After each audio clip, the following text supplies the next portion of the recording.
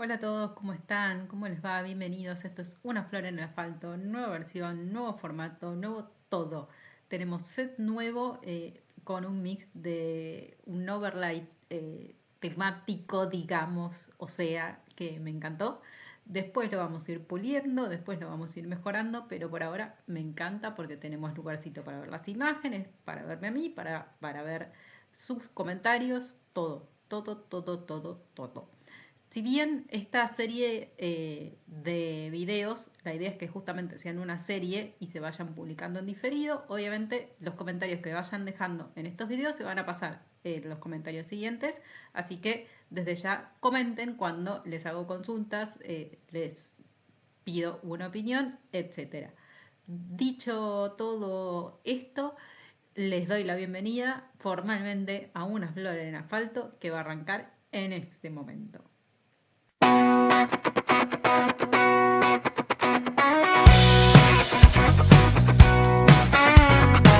Se abre la ventana, suena el ventilador.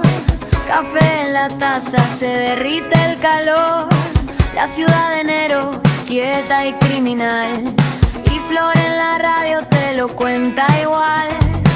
Colectivo lleno, barrio sin cerrar. Persianas que suben, ¿quién puede parar?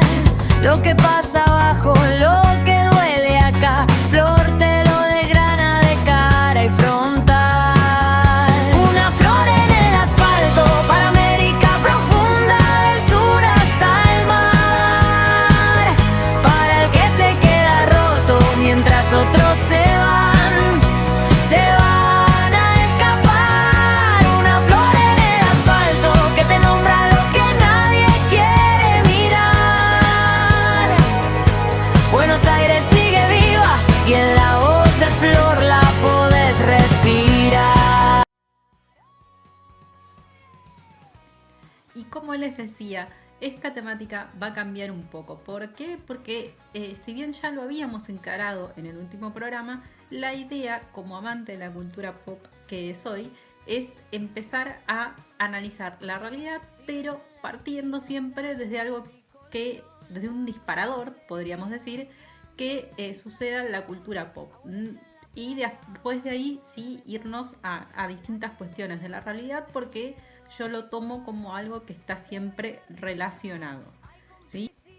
Hoy vamos a estar hablando puntualmente de un tema en particular, pero esta serie de videos va a ir basándose en distintos superhéroes que ya tenemos calendarizados de acuerdo a cuando vayan saliendo sus respectivas series o series que han salido y de las cuales no hemos hablado en este programa, pero siempre va a haber involucrado uno o más superhéroes de por medio. Superhéroes, personajes de ciencia ficción.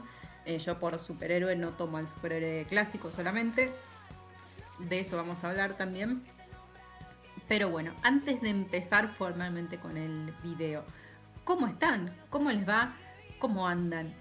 ¿Bien? ¿Están pudiendo con la vida, con todo lo que está pasando en el país? Si bien ahora estamos en el Mundial, en este momento que estoy grabando, Argentina ya pasó a octavos, le ganó a Cabo Verde por poquito igual. Qué cagazo, la verdad, el de ayer. No les voy a mentir, había todo un país, pero que se estaba haciendo encima. Encima. No. Pero bueno, la verdad que yo lo único que tengo del mundial para ofrecerles es esta colita que me compró mi mamá. Pero nada más. Nada más porque tengo una vincha, pero la verdad no me combinaba con nada. Porque bueno, una de las cosas que fui haciendo esta semana fue hacerle un mantenimiento a estas trenzas que ya vienen de largo. Ya me las debería haber sacado en realidad, pero yo las estoy haciendo aguantar como corresponde. Porque te dicen las yankees que se lo hacen, porque no hay contenido de esto, quiero decir. No hay contenido de este tipo de trenzas en castellano. O en todo caso son españolas, pero es otro tipo de trenzas y otro tipo de técnicas y no importa. Pero bueno, volviendo a la cuestión, como esta flor, yo estoy con el temita trenzas, tratando de resolverlo porque tengo un crecimiento muy largo, entonces por eso tengo que poner vinchas. Pero la verdad, queda re bien. Así que joya por ahora. Por otro lado, ¿vieron qué hermosa camperita que tengo puesta? Qué hermosa camperita que tengo puesta con, por supuesto, mi piedrita de siempre. Eh, y las uñas, que obviamente también me hice yo. Honestamente tenía ganas de hacer algo más, no sé si se puede ver, porque quedaron igual. Yo me las hago súper cortitas, no me las hago muy largas. La, las uso mucho para cocinar, vivo tipeando en el teclado, laburo en sistemas, entonces en general uno está tipeando o haciendo cosas siempre con los dedos y con determinados materiales que no está bueno si uno tiene uñas largas usar y demás. Entonces la realidad es que no me hago uñas súper largas a menos que tenga algún evento o algo así que valga la pena hacer nail art o algo. Yo tengo ahí 800 cuadritos con los certificados. Uno de ellos es nail art, hace poco certifiqué otro, todavía no me lo dieron, pero hace poco hice otro curso de nail art con también la gente de Penny Nail. Y pues todos mis cursos son con Penny Nail. Y nada, la verdad que hice como esta técnica que se llama ojo de gato, no sé si se puede apreciar, y es como que depende de cómo le dé la luz o la cámara o el flash en este caso, por eso lo hago como moverse, es como que se ve de un color u otro y me quedó como medio eh, huevo de dragón, ¿no?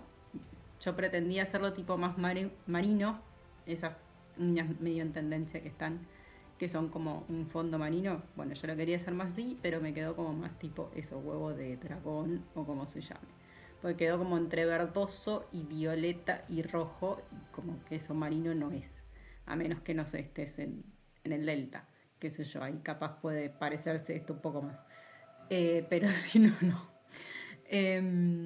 Bueno, para no irme tanto en mis cuestiones personales. La última, les decía, este hermoso chaleco. Yo no sé si vieron cómo estoy vestida, pero yo tengo un pullover de alpaca, porque hace mucho, mucho, mucho frío. Yo lo sufro un montón, entonces tengo un pullover de alpaca, una polera que es térmica abajo, y este peluche de chalequito que me dio mi madre pensando en mí, pensando que me iba a gustar, y no solo me gustó, me encantó, porque parece como que si fuese mi propia piel de Wookiee o de Ewok o ambas. O sea, como que este en realidad es la piel de Wookiee y esto es como la piel de un Ewok, como más peludita y con... Bueno, no sé, pero me siento envuelta en mi propia piel de Ewok. No, no es que se la choreé a uno, lo maté y me la tuve que quedar. No, no, no. En realidad la autogeneré. Me la autogeneré yo como mi avatarcito. Si algunos ya vieron mi avatarcito clásico, que si no lo dejaré por acá, es así, es como está como vestidito de Ewok con mi cara. Bueno, esto es básicamente algo parecido, lo más parecido que puedo encontrar a eso. Así que Gideon, si estás viendo, estoy recreando tu outfit de la mejor manera que puedo, el que me pusiste en la caricatura. Ah, la tenía a mano acá, porque justo la había... Bueno, qué lástima.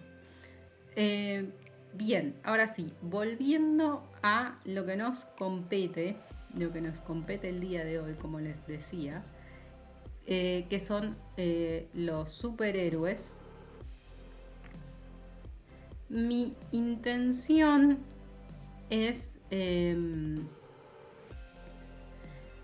si bien hablar de un par de cuestiones que estuvieron sucediendo estos últimos días, sobre todo con Supergirl, o sea, el tema principal de este programa, desde ya va a ser Supergirl, también quiero traer otros personajes que más o menos puedo englobar con los mismos conceptos que vamos a decir a continuación. Para empezar,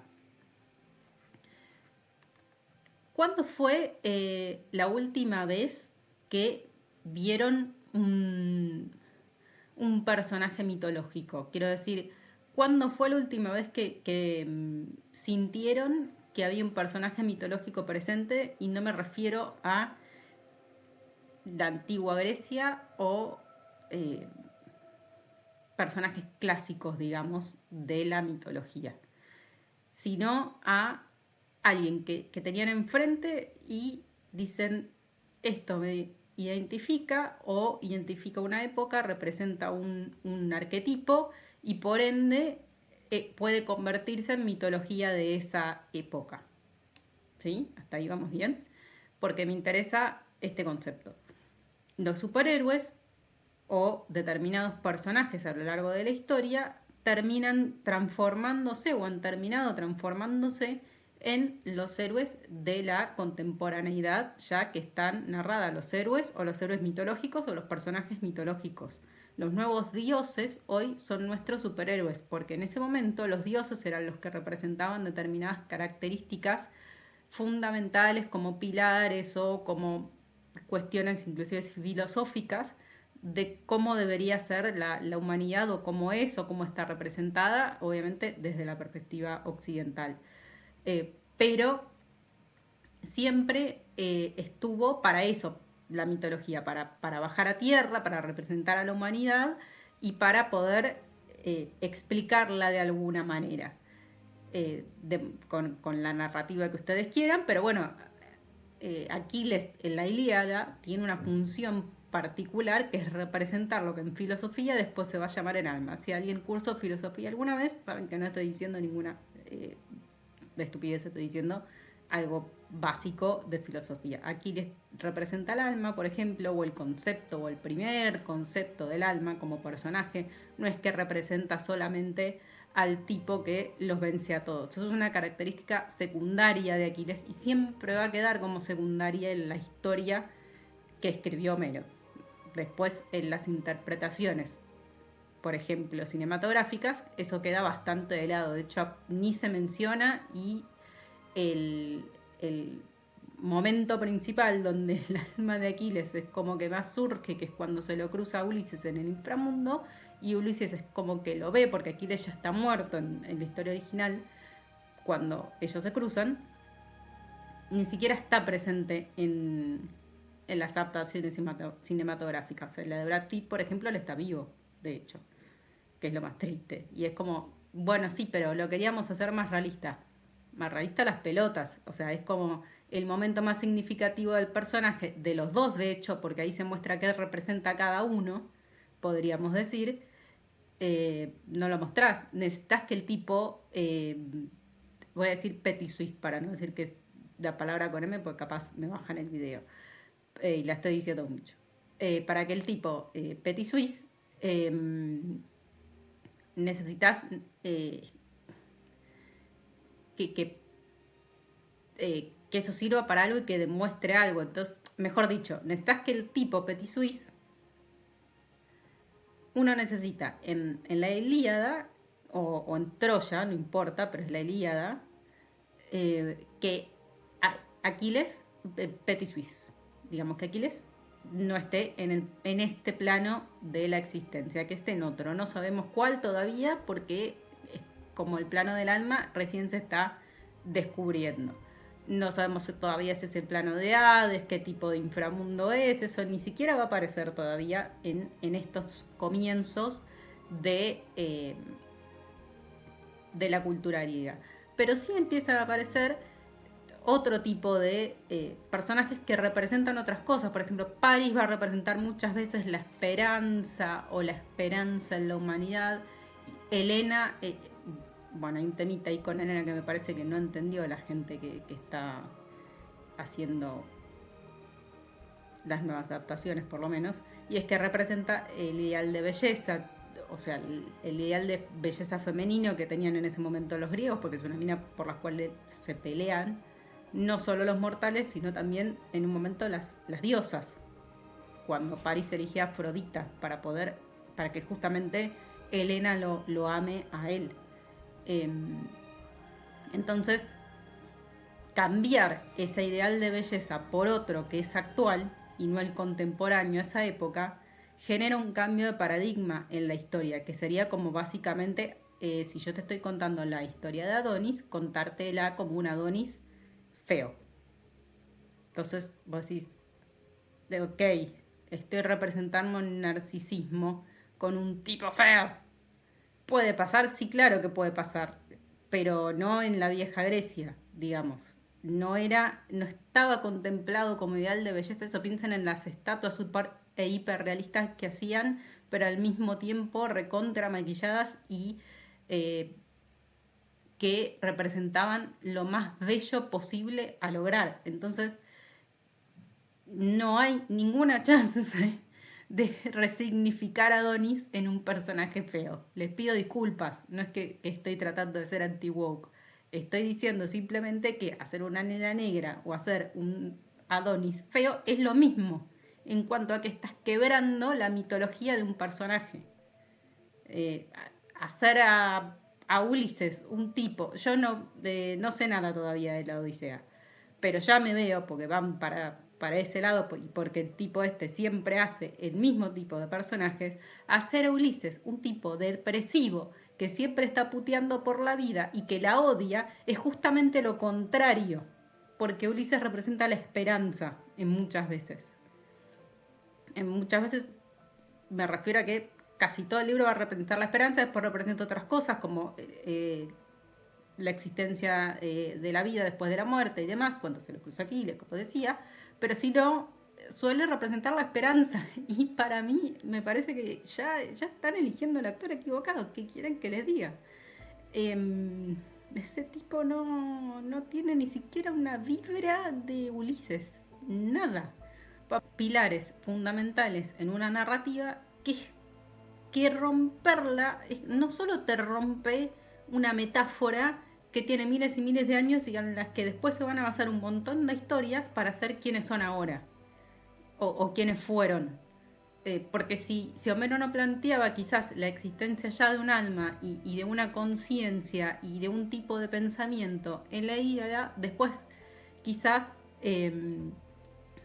tampoco Platón iba a poder terminar de formular esa teoría. ¿Me explico? Entonces, si vos rompes la narrativa y la estructura de un personaje, eso en consecuencia va a hacer que quienes vinieron después o quienes vienen después, mitológicamente encima, porque las mitologías, reitero, se construyen para algo, se construyen para representar algo, no solamente para vender muñequitos, pero se construyen para algo. Te quedás sin esa narrativa, sin esa historia y muchas veces sin esa capacidad de poder bajar el pensamiento que te generaba tenerla en la cabeza. Por eso también aparece una crisis actual, existencial, de este momento en el cine y en la cultura en general, que es la falta de nuevas ideas. Estamos reciclando una y otra vez personajes del siglo pasado que tomamos como referentes mitológicos de una época, insisto, pero no podemos soltar. Y en esa intención de resignificarlos, los hacemos chota. Dos hacen chota, porque hay alguien que toma esa definición.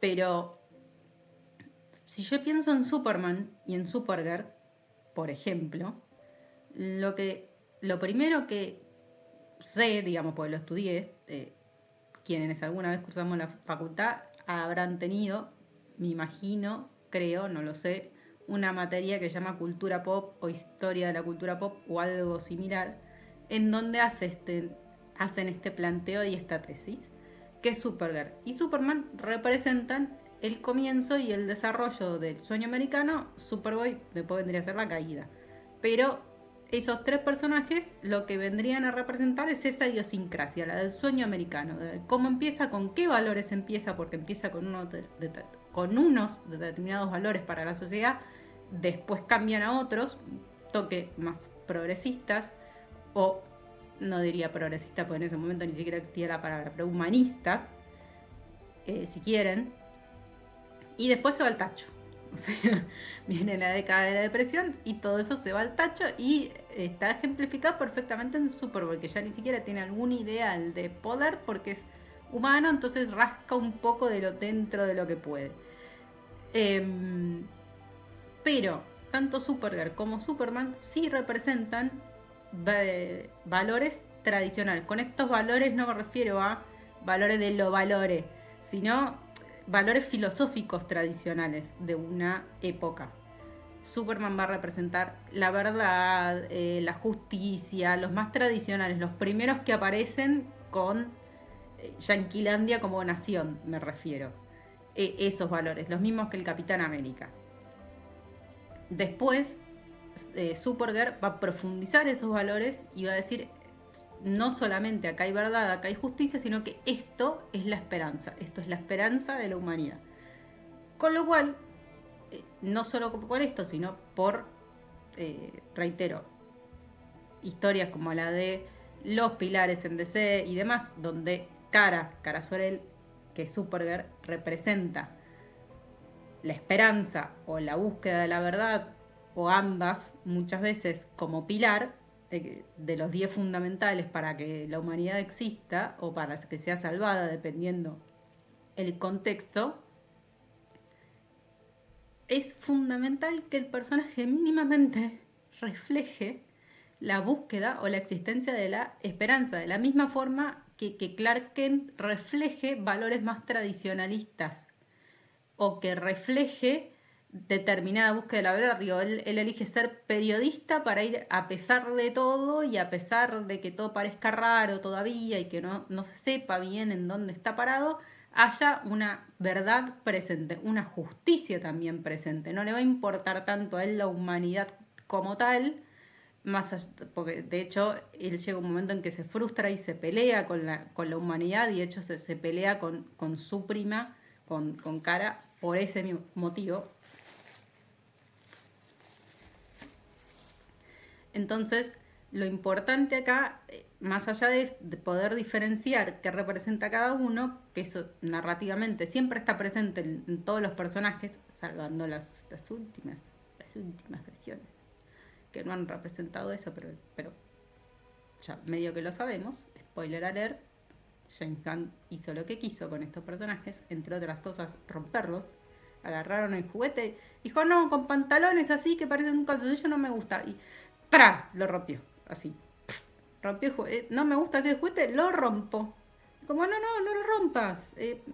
No sé, pintale el calzón de otro color, qué sé yo, ¿viste? Pero, o volví a pegarlo, o volví a armar otro. Pero no rompas al personaje, porque una vez que lo rompiste, medio que ya no podés volver a jugar con ese personaje, porque todos te miran raro, te van a decir, che, ese personaje está roto, yo no lo voy a elegir para jugar.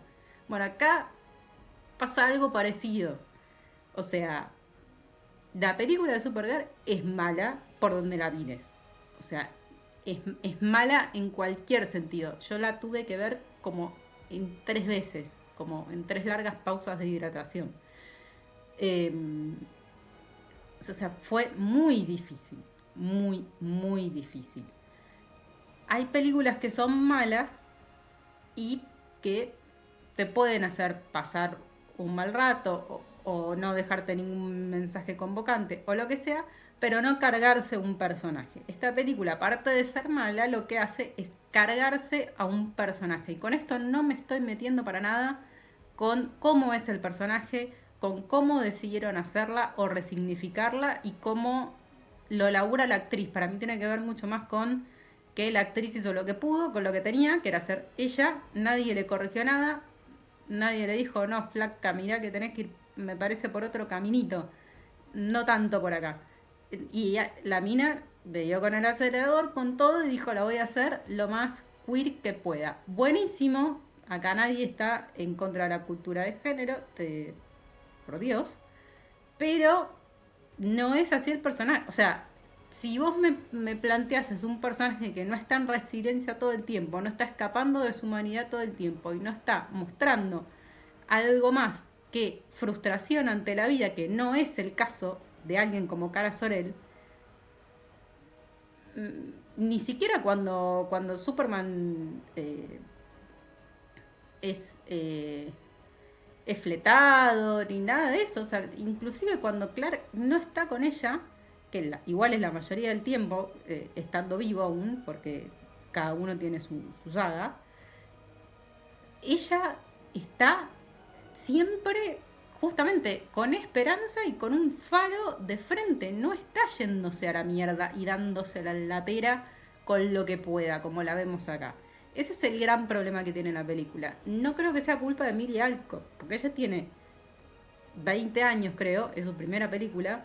Viene de hacer ya la gran producción de Game of Thrones, en donde hizo un personaje muchísimo más calmado y muchísimo más tranquilo, que se podía ver perfectamente y que no estaba adaptado a ella. Ella hizo su actuación para el personaje y lo hizo bien, digamos, no le agregó, no se hizo torta ni se puso a mear de parada en un pasillo de King's Landing. O sea, no hizo eso. Entonces, digo, no es que no podía controlarse o no se hubiese podido controlar en Supergirl. El tema es quién le pone los límites o quién le dice pisa el acelerador y dale para adelante. Digo, los actores hacen lo que sus directores o los guionistas, dependiendo de quién le dejen tomar determinadas decisiones, y en este caso creo que ha sido a Gunn al que le han dejado tomar todas las decisiones. Otra cosa que para mí estuvo como el orto, porque si no, no sé, ponelo de showrunner general y que no haya más nadie abajo y que el tipo haga lo que se le cante. Pero, o sea, atacar a la película porque está esa actriz, en todo caso, Bardial, que tomó la decisión de ponerla, que reitero, debe haber sido Gunn. Si vos ves las entrevistas que hacen ellos todo el tiempo, hay como un nivel de complicidad y al mismo tiempo también de soltarle la cuerda a la piba para que diga lo que quiera y sea provocativa y se meta en no solo el canon, sino el fandom en el orto, porque eso es un tema también. Si vos como protagonista de una película le das con todo al posible consumidor que te va a ir a ver antes de que se estrene la película, es como, bueno, viste, no sabías que la piba iba a reaccionar así. Para mí sí sabían y buscaban y siguen buscando generar controversia y de esa forma generar visibilidad mediante el marketing negativo que también existe, porque si no, no se entiende qué es lo que quisieron hacer. Porque una persona woke tampoco miraría Supergirl, tampoco le interesaría ver Supergirl. Aunque salga meando de parada en una nave, no le interesa ver un personaje así porque sabe que no está pensado para ella. Sabe que durante generaciones estuvo pensada para gordos de 40 que se tocaban mirándole la pollerita corta. Y uno tiene ese imaginario en la cabeza. No va a venir Gana a ponerte otro y a decir, mirá qué buena película que hice, no está pasando esto. Buenísimo, man. Si a vos te parece joya, pero la verdad que yo, si soy una persona queer o si soy woke o lo que sea, yo me voy a identificar con tu personaje. Me chupa 3 huevos como me lo quiera vender. Para mí va a seguir siendo la Barbie que fue siempre. Y ojo, yo la consumí toda la vida. Por eso puedo hablar de cómo es el personaje. Digo, la consumí toda la vida sabiendo que era la única representatividad femenina que había, más o menos, en muchos espacios de los que estaba. Bueno, si bien en Justice League comparte determinadas formaciones con, no sé, con Dove u otros personajes, en general siempre era la única mina, y la única mina que más o menos se paraba y luchaba, no se paraba para hacer pis, digo, sino que se paraba para luchar por lo que había que luchar, para defender al que había que defender, y era como la más progre de todos. Ahora, ser progre en ese entorno no es ser un progre. Ay, me van a matar. Pero posta, yo les juro, yo soy una persona que pertenece al colectivo, o sea, pero tampoco me voy a comer que me quieran vender un personaje que no existe, que no es ese. Y aparte, después de 780 reboots que le quisieron hacer al mismo tipo de producto y que quisieron ir por ahí, les fue mal y como que no saben salir de ahí. La única forma sería pegarle una patada en el orto a James Gunn y no sé por qué no lo hacen. Pero me parece que todas esas decisiones, digo, corresponden más a alguien como Gunn que a alguien como Millie Alcock. Y sin embargo es la que está recibiendo casi todo el hate de la película.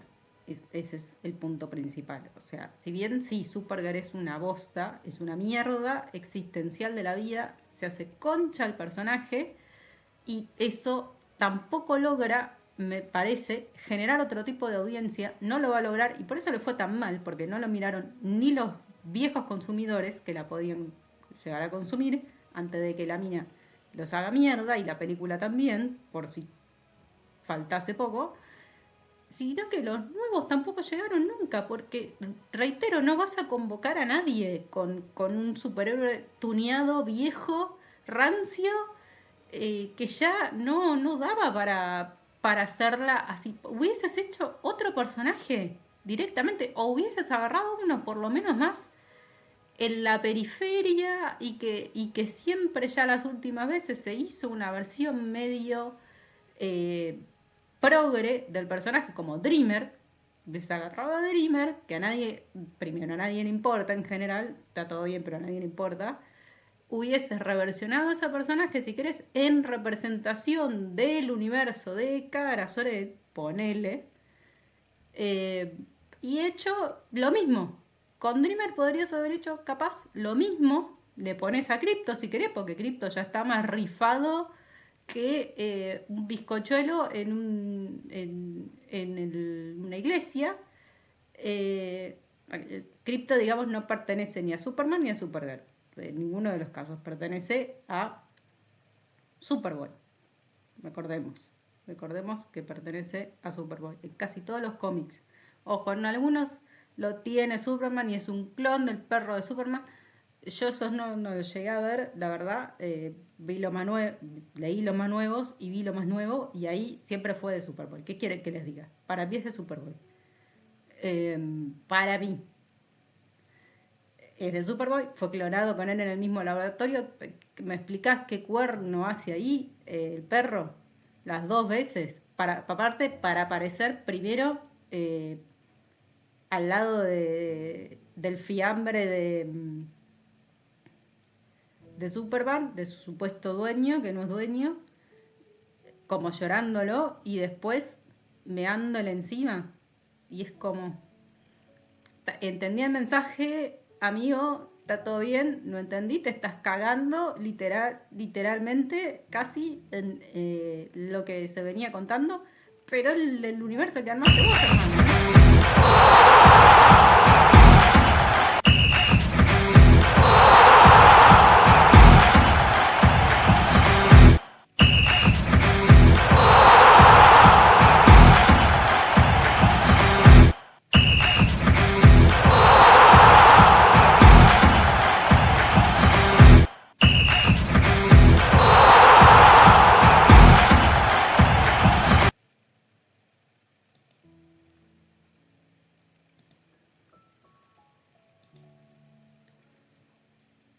Bueno. Entonces, vos tenés literalmente un perro que se está cagando en su dueño o en su vida previa o en lo que sea. Entendimos el mensaje. Aparte de eso, no hay que ser tan gráfico, boludo. Podés decírmelo de una forma que no sea tan evidente como poner al bicho meando el periódico de Daily Planet, y encima de Daily Planet, que está hablando de Superman. Tipo, dale, sé un poco más creativo por lo menos para transmitirme un mensaje de mierda.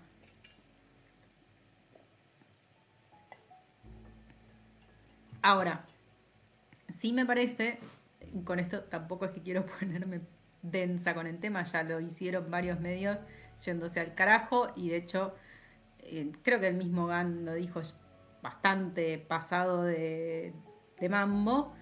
Sí me parece que hay una doble vara en la que está incluida cierta homofobia hacia la protagonista. Me parece que eso, comparado con otras películas del mismo género que fueron una mierda, pero que la protagonista salía en culo y estaba buenísima, entonces por lo menos un par de escenas valían y no la bardeaban tanto, me parece que sí hay un tema con la actriz que no nos hagamos los boludos, le jode que sea queer.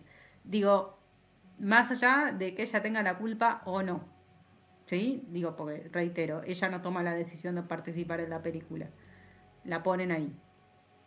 Entonces, si para mí, si estás caliente con que la mina diga lo que dice, andá y putealo a Gan. No vayas y la putees a ella porque dice lo que dice.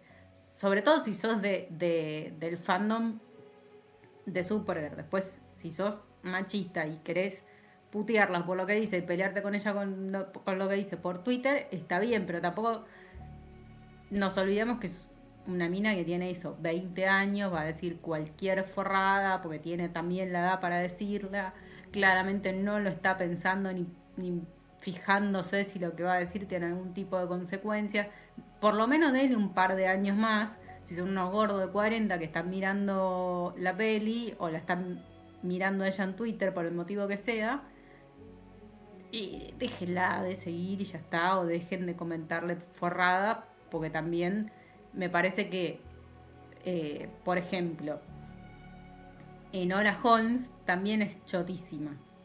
Digo, como película, puede ser entretenida como producción, o un poco más pochoclera, inclusive que Supergirl, pues yo, eh, ya digo, ni siquiera tuvo eso Supergirl, fue absolutamente aburrida, pero 40 minutos de Jason Momoa haciéndolo era necesario. Vos decís que hacía falta tantas tomas del chabón para entender que el tipo era medio un pirata hijo de puta. O sea, de nuevo, al pedo la mitad de la película. Aparte, bueno, ella se transforma en Supergirl también por una pelotudez. Y se supone, reitero, que es el faro de la esperanza, digo que ni en ese momento tuvo una luz de esperanza el personaje en algo, simplemente estaba enojada.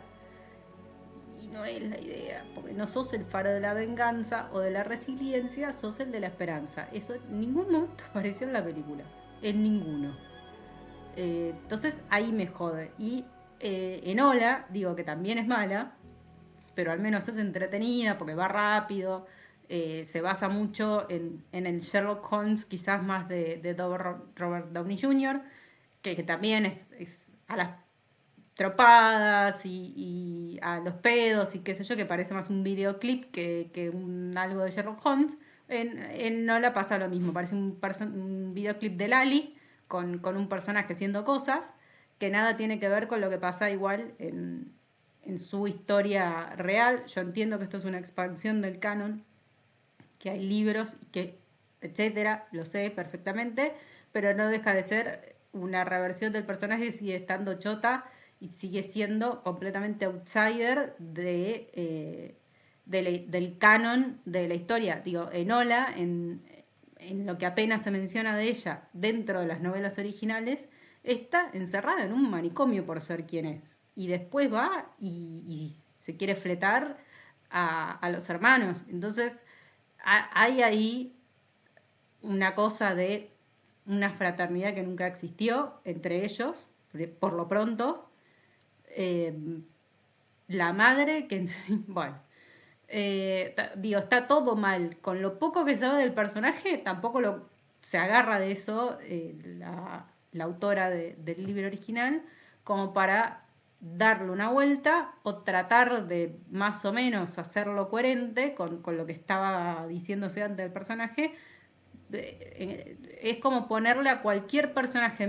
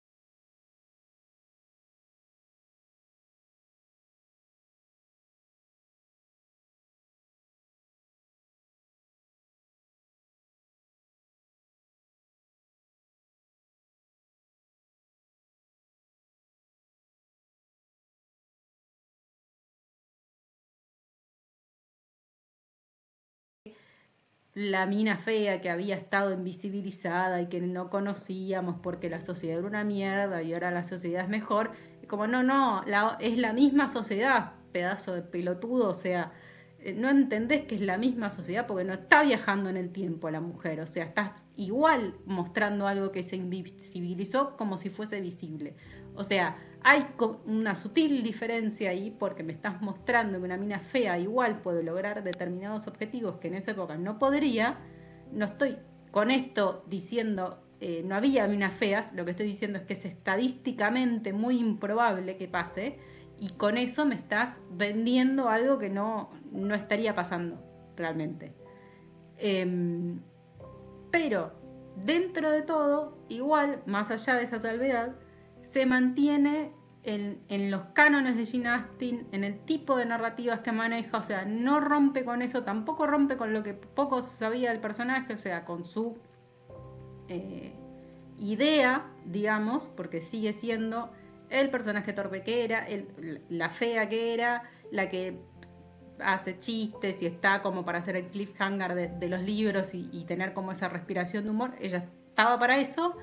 Ahora intentaron hacer como una versión más romántica y más romantizada de todas esas cosas, pero no deja de hacer esas cosas el personaje, es decir, no se convierte en, no sé, una erudita de Londres porque es una fea, entonces lo importante es que lee y romantizan como la fealdad en base a que puede tener éxito igual y qué sé yo, y de repente la volvemos feminista. No hacen eso con el personaje sigue como en la misma búsqueda que en su época, digámosle, salvando, reitero, algunas cosas que están fuera de tiempo igual.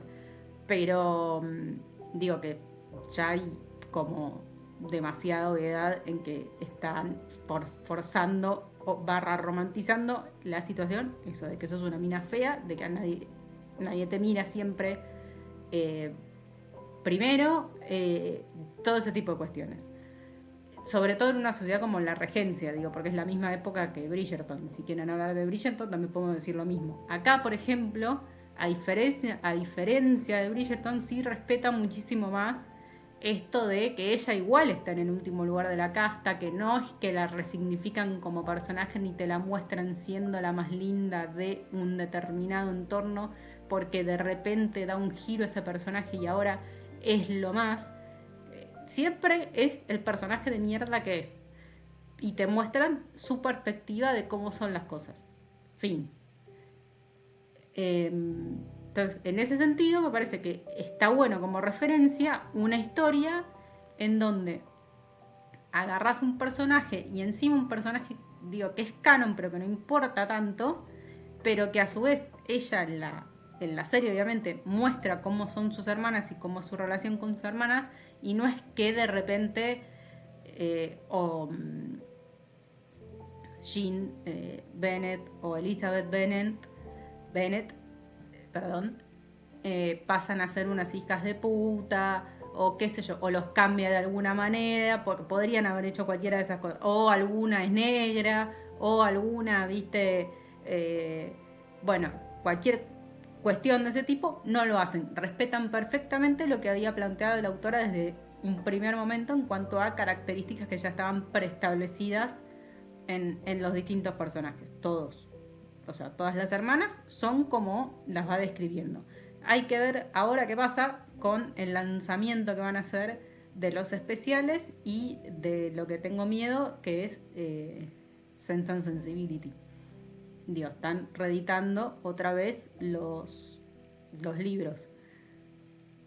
Mientras sigan como en este mismo, igual creo que no, en este caso no son de la BBC, los hace, si no me equivoco, Paramount o algo así. Ahí sí tengo miedo de que resignifiquen un par de cosas que van a estar medio jugadas con cómo eran los personajes y cómo hasta hace no mucho, digo, hasta ¿cuándo fue la última vez que uno habrá visto esas películas? ¿10 años? Porque son igual ya personajes que están como dentro de la mitología de un tipo de narrativa y de un arquetipo que se estudia en el colegio o en la facultad, te lo hacen leer, por lo menos Orgullo y Prejuicio, yo recuerdo haberlo tenido que verlo más de una vez, tanto no sé, en la secundaria como en la facultad. Sense and Sensibility también es más pesado, pero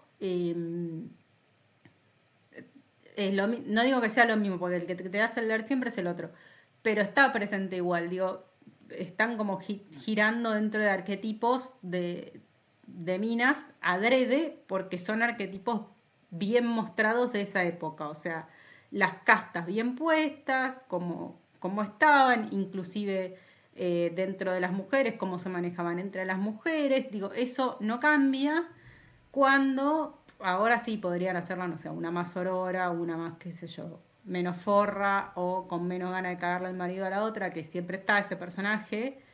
eh, y hay que ver cómo desarrollan ese tipo de cuestiones que sí ya hacen a un tipo de narrativa que tiene Jane Austen, y es que hasta cierto punto romantiza algunas cosas, pero en general históricamente mantiene bien puestas las existencias de otras, por así decirlo. No es que va a decir acá tenemos un personaje gay, venga, que lo ponemos y no pasa nada. No va a decir, si llega a suceder esto, va a sufrir el scratch de toda una sociedad, va a estar hecho mierda. No es que va a poder estar abiertamente saliendo del closet y siendo feliz. A diferencia de lo que están haciendo con otro tipo de series, por ejemplo. Como les decía, en el caso de Bridgerton, sí, obviamente hay desde ya un planteo bastante ridículo históricamente, que bueno, igual dice la misma autora que le chupa 3 huevos.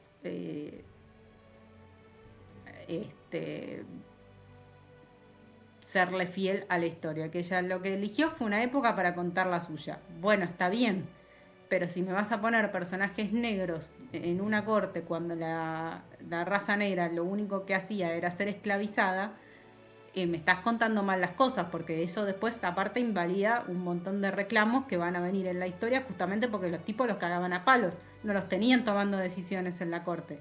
O sea, digo, me estás rompiendo narrativas que después van a generar otras. Entonces ahí es cuando digo, más allá del respeto histórico que quieras tener, porque podés, si querés hacer a Charlotte negra, me chupa 3 huevos, bueno, no, tampoco estaría dentro de ese criterio bien. Pero si fuese solo eso el detalle, porque hay una mitología que dice que el personaje tenía ascendencia africana, ok, eso es una cosa, en ningún momento te dice, por lo pronto que negra, y por lo pronto que aparte llena ella la corte de personas negras que toman decisiones. Eso no pasa. Y no pasó nunca en la historia inglesa, nunca hubo un puto negro en la corte. Un puto o un negro. Un puto más puede ser, o sea, pero guardadísimo, porque justamente la han pasado mal. Gordos o minas que influyan tanto en en determinadas situaciones y toma de decisiones, si se quiere, de la reina regente, menos que menos. ¿Por qué? Porque siguen estando en el último escalón. Siguen siendo personajes que continúan permanentemente estando en el último escalón. Entonces, de nuevo, no me vendas que una mina gorda va a tener el nivel de protagonismo que tiene Penélope. O sea, no porque no sea militante gorda, sino porque no me creo ese lugar. O sea, no me lo creo. Y después me vas a cagar un reclamo a decir, che, me tratan como el orto y me trataron toda la vida como el orto y la otra la está pasando 10 puntos. Y lo que la mayoría de la gente ve es que una gorda la está pasando joya en todas las temporadas de la serie y que tiene una vida exitosa y demás, que no es la realidad. Es como, bueno, también me estás invalidando de alguna manera el reclamo a que me dicen más veces que soy incogible a otra cosa. No estaría pasando eso, Penélope. Entonces, de nuevo, está todo bien con que quieran poner personajes diversos en series donde no los hay, pero por lo menos que sea con un criterio para no andar pisando después otras narrativas que sí son woke, pero están bien puestas. Digo, como cualquier reclamo actual. Cualquier reclamo actual woke puede valer o no, pero existe en este momento, en esta época y en este lugar. No existió hace 2 siglos, existió ahora. Entonces, la presencia de figuras en determinadas cortes empiezan a existir ahora, no hace 2 siglos. No me cambien la narrativa porque si no es muy difícil después discutir que no hay visibilidad. Si vos la estás poniendo, la misma persona que se quiere dar de transgresor y de transgredir normas y que esto que lo otro. Digo, si me vas a contar una historia, contámela bien. Que es muy difícil. O sea, yo entiendo, reitero, que uno como director, como productor, como quien cuenta una serie o una adaptación de algo, de un personaje, lo que sea, puede hacer lo que se le cante el culo porque es una adaptación cinematográfica. Sí, pero hay determinados límites, hay un pacto directo con el público o indirecto, como le quieras decir, hoy en día es más indirecto que directo, en donde vos le decís al público, yo hasta acá te respeto, te voy a respetar como público y voy a mantener esta estructura que básicamente es el canon del personaje, los cánones del personaje, las verdades del personaje y determinadas cuestiones que por lo menos voy a mantener para que estemos de acuerdo en que es tu personaje y es el mío también. Ahora, si la verdad va a ser unilateral y yo tengo que decidir qué es cierto y qué no, y ponerme a investigar y ponerme a ver, porque a lo mejor no lo sé, qué parte de la historia es cierta y qué parte de la historia no lo es, porque es la primera vez que me choco con algo de historia, bueno, ahí ya es más complicado que el espectador decida qué es correcto y qué no creer. Porque después te encontrás posta con un montón de pendejos discutiéndote que la mina gorda, mirá qué linda que es. Y es como, bueno, no es así, hermano, porque a mí me fajaron toda la secundaria por algo. Y viste, qué sé yo, me parece que no da. Y de la misma forma, insisto, que me parece que no da hacer a una Supergirl que no represente la esperanza, sino que represente cosas completamente opuestas, o que, no o que represente el humanismo y no haya una luz de humanismo en ningún momento de la película. Está literalmente en otro lado. No hay seres humanos, es el chiste de la película.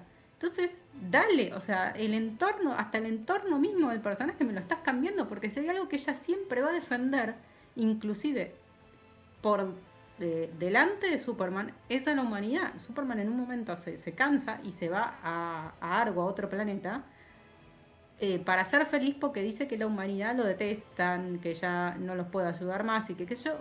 Y ella se queda y lucha porque cree en, básicamente en eso, en defender a la humanidad. Y varias cosas después se hacen basadas en los ideales que ella transmite para que los posibles futuros alternativos no sean un caos o no sucedan. Digo, y si ya planteas un personaje que va a ser una bosta desde la primera película, porque es muy difícil que un personaje como ese después se convierta en un faro de esperanza, que reitero, de esperanza no tiene nada en la película, ni siquiera por el pobre perrito. No sé, me parece muy difícil recuperar algo de ahí, o que pueda surgir una posible Justice League de ahí, si justamente ella la genera por por la necesidad de salvar a la humanidad. La funda ella. A la nueva Justice League si querés, pero a la vieja también, no Batman. Entonces, de por sí ya hay un error ahí que bueno, sabíamos que estaba desde hace rato. Pero por lo menos en la Justice League que yo entiendo que quieren hacer con este nuevo personaje, o The New Justice League, como le quieran llamar, va a haber algo roto desde el primer comienzo. El juguete va a estar roto desde antes de empezar a jugar. O sea, no es que lo rompiste jugando encima, se le rompió a otro. Entonces, nada, va a estar muy complicado y hacer otro reboot más, porque ya intentaron hacer una posible New Justice League con Ezra Miller como Flash, le fue mal, como que cancelaron eso y lo quisieron hacer ahora, no sé, con Supergirl, o lo van a querer hacer con Supergirl, es lo que elijo creer, pero ya está, ya la cagaste, con los dos la cagaste, porque con la primera te fue mal. No aprendiste nada, evidentemente. No aprendiste ni a elegir bien un casting, ni a elegir bien la trama, ni a poner bien las cosas. No. Y acá menos, menos. Entonces, bueno, me parece que esto de no tener ideas es una problemática de por sí de nuestra época y de la creatividad, o sea, de los equipos creativos que hay en nuestro momento que prefieren elegir eso, agarrar narrativas de otras épocas y hacerlas mierda. En cualquier momento te van a poner un Adonis feo, y cosas así que vos decís, pero no era que... Bueno, y así. Porque después uno dice, che, pero Elena no debería ser fea, no debería reflejar este tipo de belleza. No te lo estoy diciendo porque sea una hija de puta con alguien negro, te estoy diciendo por una cuestión histórica, porque eran esclavos, entonces no representaba. No, sos antiguo. Bueno, si el debate se termina ahí, listo, soy anti-woke. O sea, y venís, discutímelo y yo te muestro mi diplomatura de género, entonces te digo, bueno, yo hablo con propiedad. Digo, trato de hablar con determinado criterio y es justamente que no me rompan la mitología de un personaje, lo que significa no solamente para tu idea de tradicionalismo, sino también para la historia que estás contando, para el universo que engloba esa historia aparte.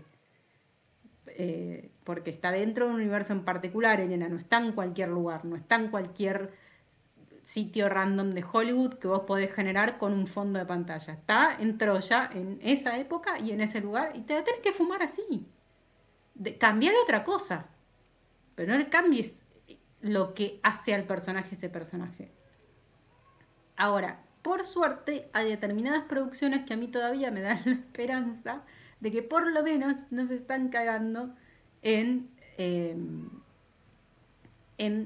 estas interpretaciones lo más parecido a esos valores posibles.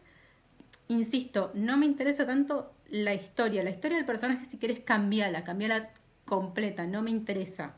Poné la narrativa ahí que vos quieras. El tema es que me mantengas al personaje. ¿Me mantenés al personaje en su tiempo y forma? Yo estoy feliz. O sea, que no me rompas al personaje, no rompas el juguete. Si no lo rompes y lo pones en la casita que tiene que estar, en el pastito que tiene que estar y con los caballitos que tiene que estar, y que yo voy a jugar. Ahora, si me lo pones cuando tiene que estar con caballitos en medio de una tribu de indios y con naves espaciales, yo voy a decir, bueno, acá qué está pasando. Porque no hay naves espaciales cuando había indios y caballitos, o sea, menos que esa sea tu premisa, está todo bien. Pero si yo te hablo de la familia Ingalls y una nueva versión que está haciendo Netflix de la serie, yo espero ver Tradwife en granjas y ser feliz viendo eso, ¿eh? Reitero, yo no me estoy haciendo la persona progre en este momento, porque no lo soy. Pero mínimamente espero eso. Y yo, por lo que vi, por lo menos, entiendo que me van a dar eso y voy a ser feliz.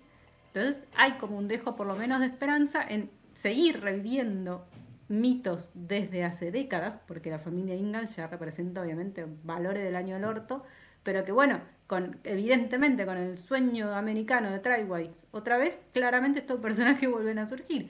Entonces está bueno verlos y está bueno ver en realidad qué representa hacer eso. Así que aquí las estaremos esperando. Y creo que no tengo mucho más para decir al respecto. Dije todo, no tomé nada al final. Última pausa. Así que bueno. En resumen, si los superhéroes son el reflejo de nuestra historia, también tenemos que aprender a generar nuestros propios mitos y relatos. No tanto a repetirlos una y otra vez hasta el cansancio, hasta que se acabe la máquina de hacer chorizos, porque si no, no terminamos generando un relato contemporáneo de nuestra historia, lo cual es una lástima, porque tenemos un montón de cosas para contar. Digo, Sinners no por nada ganó el Oscar. Lo ganó justamente porque es un producto original de un género encima que ni siquiera está acostumbrado a llegar a que lo mencionan en los Oscars, pero con una historia que está hermosamente contada y muy bien hecha, muy bien puesta, todo tiene una narrativa y todo está bien en esa película, todo lo que está bien, todo lo que tenías que hacer está ahí. Poner una realidad de una lucha en particular, ejemplificarla como la quieras ejemplificar y qué sé yo, pero está bárbaro. Para mí no tiene peros esa película, no tiene ninguno. Obviamente si sos un racista tiene negros, sí, pero cuenta su historia, ¿qué le vamos a hacer? O sea, es como que veas Kung-Ho y me digas no, porque hay perros y no me gustan. Bueno, no la mires, pero no por eso es mala. Así que eso, como poder hacer películas, se pueden hacer originales y mostrando otro tipo de referencias y que esas referencias elijan verte y elijan creerte, en vez de andar reciclando mierda y haciendo una y otra vez la misma cosa. Esto va tanto para DC como, bueno, para Marvel desde ya, que siguen la misma, para Disney, o sea, para todos. O sea, ojalá viésemos más personajes y más producciones originales en el mundo del mainstream y no que tengan que venir siempre del under o de alguna periferia muy, muy alejada al mainstream, porque menos se consume. Así que bueno, ese es mi mensaje esperanzador. Si les gustó algo de este video, denle like, comenten abajo qué les pareció, si vieron alguna de estas películas y están de acuerdo o no. Si me quieren putear, me pueden putear. Si estuvieron de acuerdo con algo de lo que dije, también me pueden decir, Flor, sos genial, y dejar un like, si fue así. Si también les gustó este planteo, esta suerte de tesis sobre los mitos que representan los superhéroes y por qué al romperlos rompes algo más que una historia, pueden compartirlo con sus amigos y vernos la semana que viene por este mismo horario en este mismo Vaticanal. Saludos.